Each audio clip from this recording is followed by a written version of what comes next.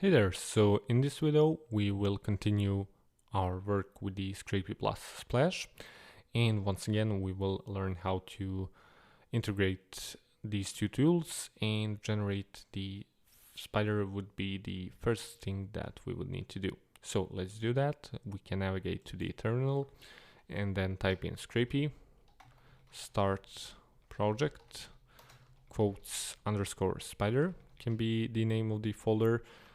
Then hit enter. After that we can copy and paste these commands. So cd quotes spider, copy and paste it, hit enter. And after that we can generate the spider. So Scrapy gen spider, quotes would be the name of the spider, and the allow domains have to be or can't really be copied and pasted like this. The reason why is because it will not work, so you need to explicitly define the allow domains to be something like quotes.scrape.com. That will look something like this. Otherwise the first page that you would scrape, it will work, but for any other it would be filtered out. So we hit enter as always, and we get the message that the spider is created in the quotes spider folder, as always, of course. Then we need to go to the desktop, and the first thing that we would do is navigate to the settings.py file. So we need to head over to the quotes _ spider and to the settings.py file, and then simply go to the text editor and modifying the robots.txt _ obey to false. And also downloader middlewares, we need to append a few settings, so we will copy and paste these settings from the source code. So by copying and pasting, I will explain in a moment what these settings all do. So for the downloader middlewares, we have 3 of them, and the first one is the Splash cookies middleware. The second one is just the Splash middleware, and the latest one is the HTTP compression middleware. So we also have here Splash URL, which obviously refers to, let me go to the web browser, which refers to this particular page. And we have here 2 different variables. The first one would, well, basically this setting is used for detecting and filtering out duplicate requests, and this one is for implementation of the cache storage backend. So that's pretty much it for the settings.py file. So we can save it and then navigate back to the spider folder, and we can go to the spiders folder and open the quotes.py file. So let's do that. And the first thing that we'll do is we will append the from Scrapy _ splash, so the module that we installed in our previous video. We will import splash request, and here what we will do is append JS in the start URLs. And let me see, then we need to append start requests, so the definition or method start requests, we in the parentheses we can type in self and then colon, and we can then start to iterate over, for example, the starting URLs. So to do that we can create a simple for loop. So for URL in self.start URLs, so this one, colon, we need to yield, and instead of the using request or scrapy.request, we can use splash request. So yield splash request, then we need to define first the URL, which would be obviously the URL, so this first one, and then comma, and then we can define the callback obviously, which is going to be self dot, for example, parse, which is this one obviously method. And then finally we can type in endpoint, which is going to be render .html. So this is the way that Splash will display the data, so basically in the HTML format. So it's somewhat similar, so Splash request is somewhat similar to the request module or submodule that we used previously. It will have the URL and callback as request does, but it will append the endpoint, which is the layout of the data that we would like to receive back from the Splash. So after this is going to get executed, what we need to do is, as we previously done in one of the previous videos, is we would first isolate the quotes selectors and then iterate over them. Finally, grabbed from each and every one of these, we would grab the quote text and then finally the author name. So to do that, we can click somewhere here, right click, inspect, then see that every selector, as we previously once again have written, has class with the quote in it. So we can more or less copy this command, navigate to the text editor, and then type in something like quotes is equal to the response.xpath, and then open and close parentheses, and in it we will define that we would like to select every HTML node which contains or has class with the value quote in it, and simply this would select the 10 selectors. And finally we want to iterate over each and every selector, so for quote in quotes, and finally we will yield here the 2 data points. The first one would be the author, which would be scraped from by inspecting and going to the author.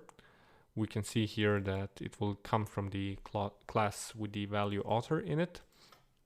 So to do that, obviously we can copy this, then head over to the text editor and type in quote .xpath, and then in the parentheses we would type in dot.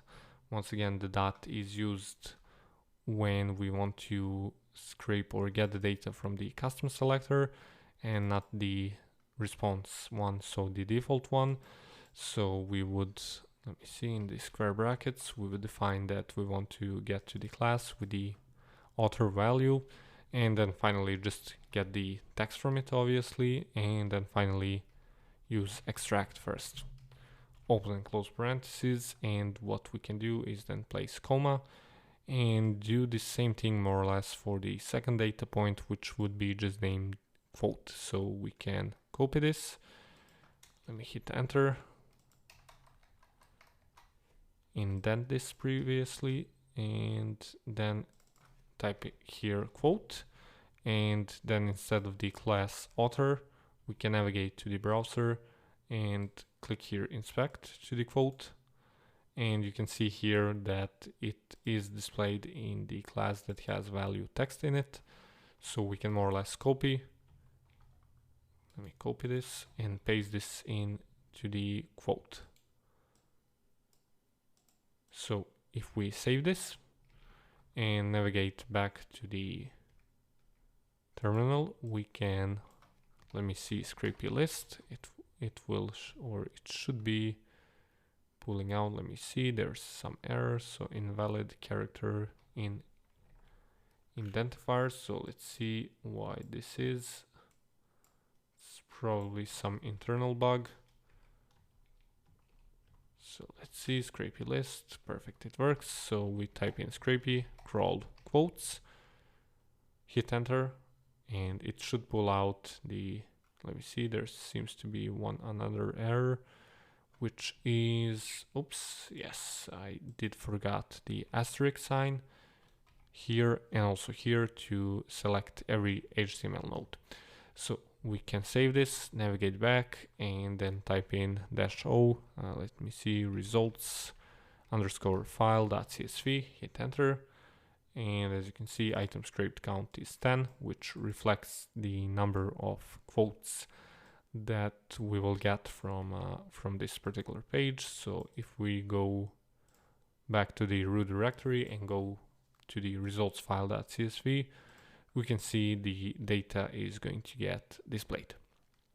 So the final step would be to, let me close this, would be to basically just implement the splash for the clicking of the next button and waiting in between for this button to get clicked and get rendered back really to the page itself, right? So to do that, we can head over to the source code and more or less copy and paste this script variable.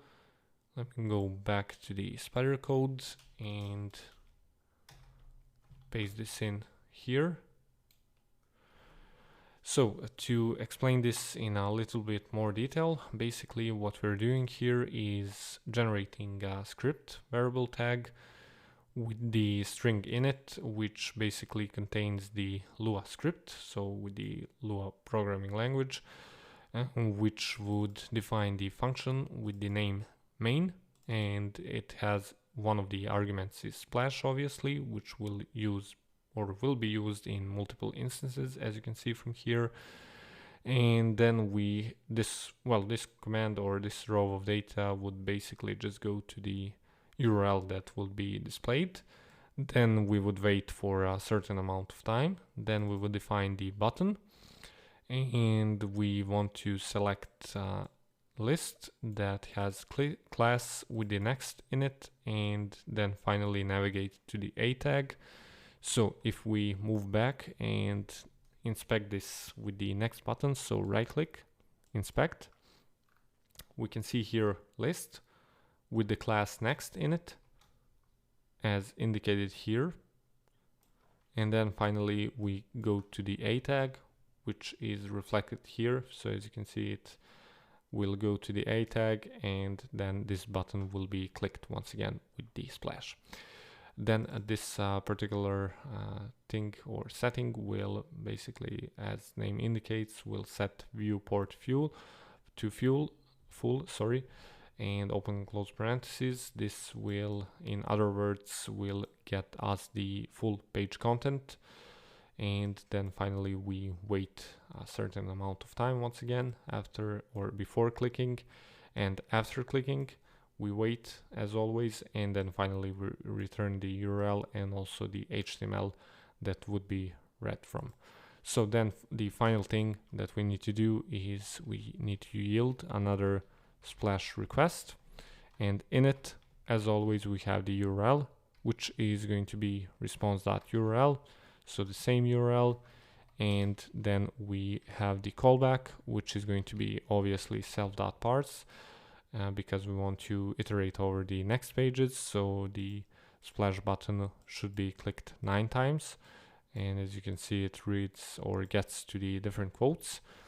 So we need to reuse the same method name to get to the next 10 quotes and then yield the 10 quotes, obviously, as we do here.